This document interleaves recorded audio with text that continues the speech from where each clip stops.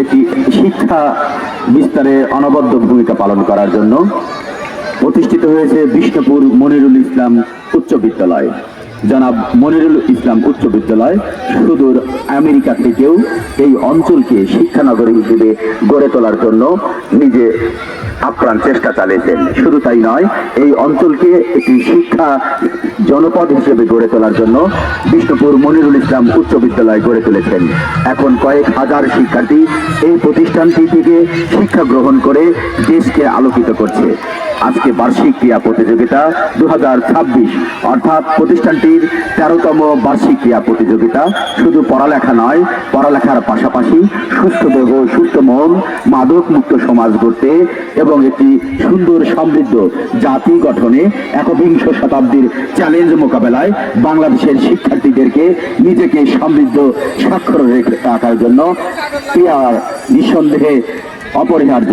তাই তো মনিরুল ইসলাম উচ্চ বিদ্যালয় আজকের এই 13তম আজকের বার্ষিক ক্রীড়া প্রতিযোগিতায় স্বয়ং প্রতিষ্ঠাতা জনাব মনিরুল ইসলাম নিজেই নিজের সহধর্মিণী সহ আজকে মঞ্চে এসে আজকের এই বার্ষিক ক্রীড়া প্রতিযোগিতাটি নিঃসন্দেহে আরো দৃষ্টান্ত স্থাপন হয়েছে যে নিজেই আজকে এই প্রতিষ্ঠানটির আজকের অসাধারণ এই বার্ষিক ক্রীড়া প্রতিযোগিতা মনোমুগ্ধকর আয়োজন উপভোগ করছেন।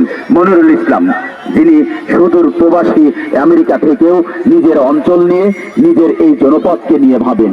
সম্মানিত সুধী, আগামীতে আরো হাজারো মনিরুল ইসলাম বাংলাদেশে তৈরি হবে, বাংলাদেশকে আগামী দিনে এগিয়ে নিয়ে যাবে, বিশ্বের বুকে মাথা উঁচু করে দাঁড়িয়ে করবে। জনাব মনিরুল ইসলাম যিনি একজন একাধারে রাজনৈতিক বিশ্লেষক, একজন শিল্পপতি, একজন ব্যবসায়ী, একজন সমাজসেবক, একজন বিশিষ্ট সিনিয়র সিটিজেন বাংলাদেশের, তিনি এদেশ থেকে অনেক দূরে প্রায় 2000 মাইল দূরে থেকেও এই অঞ্চলকে শিক্ষা জনপদ হিসেবে গড়ে তোলার জন্যই মূলত মনিরুল ইসলাম উচ্চ বিদ্যালয় গড়ে তুলেছিলেন। নিঃসন্দেহে এই প্রতিষ্ঠানটি পাবনা জেলা নয়, উত্তরবঙ্গের শ্রেষ্ঠ প্রতিষ্ঠান হিসেবে গড়ে তুলবে ইনশাআল্লাহ।